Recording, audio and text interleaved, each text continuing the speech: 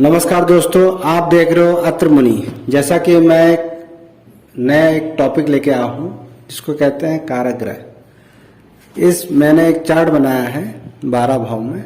इस भाव में कहीं भी ये ग्रह अगर आकर के बैठ जाए तो वो कारक ग्रह कहलाता है।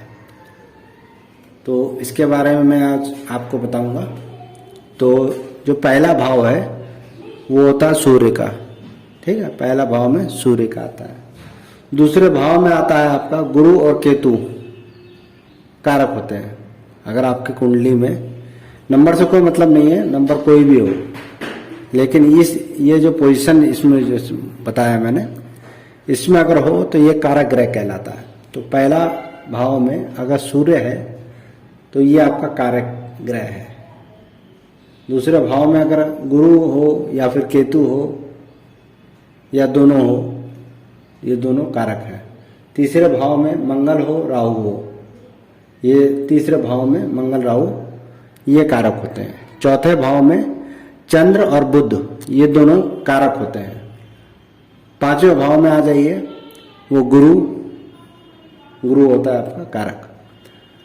जो छठे भाव में आपका शनि भी होता है कारक, मंगल भी कारक होता है और ये राहु भी आपका कारक होता है। और शुक्र जो है ये अकेला एकमात्र है, सब में एकमात्र शुक्र जो सप्तम भाव में ये कारक होता है। ऐसे अष्टम भाव में आप आ जाइए, उसी हिसाब से शनि और केतु ये होते हैं अष्टम भाव में कारक।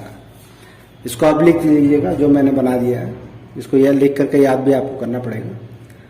तो उसी हिसाब से नवम भाव में आप आ जाइए, उसमें सूर्य और गुरु ये दोनों ही कारक होते हैं नवम भाव में।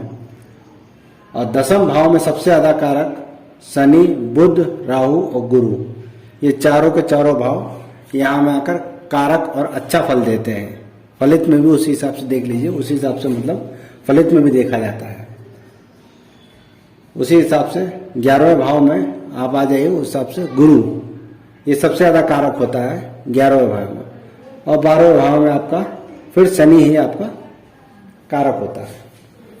ये जो चार्ट मैंने बनाया है, जब आप कुंडली में इसको देखोगे तब आपको पता चलेगा कि मेरे जो कुंडली में सबसे ज्यादा कारक ग्रह कौन सा है। जैसा कि मैंने इससे पहले एक बनाया था वीडियो जो दिग्बल से था, कौन कौन हम लोग का मतलब दिग्बल ही होता है या फिर अति विशिष्ट कारक होता है। ये सब उसी के पार्ट हैं। जैसे जैसे आप बढ़ोगे उस हिसाब से आपको समझ में आता जाएगा कि ये तीनों जो पार्ट है, कारक ग्रह का होता है, दिग्बली का होता है और अति विशिष्ट का होता है। जैसे कि मैंने एक बार बनाया था वीडियो, और एक मैंने बनाया था वर्गोत्तम ग्रह। उसी प्रकार से ये कारक ग्रह का भी वही चीज देखा जाता है। कारक अगर इस भाव में अगर आपका बैठा हुआ है तो आपको इसको बल दे करके उसका फल आपको पूरी तरह मिल सकता है। तो उसी हिसाब से मैंने ये वीडियो एक तैयार किया है। अगर आपको वीडियो पसंद आया हो तो लाइक और सब्सक्राइब जरूर कीजिएगा। बहुत ही ज़्यादा महत्वपूर्ण है आपका रेस्पॉन्स। कमेंट भी करिएगा कि जैसा आपको लगा, क्या है, क्या इसमें कुछ कमी अगर रह गई है तो। जय श्री राम, जय माता दी।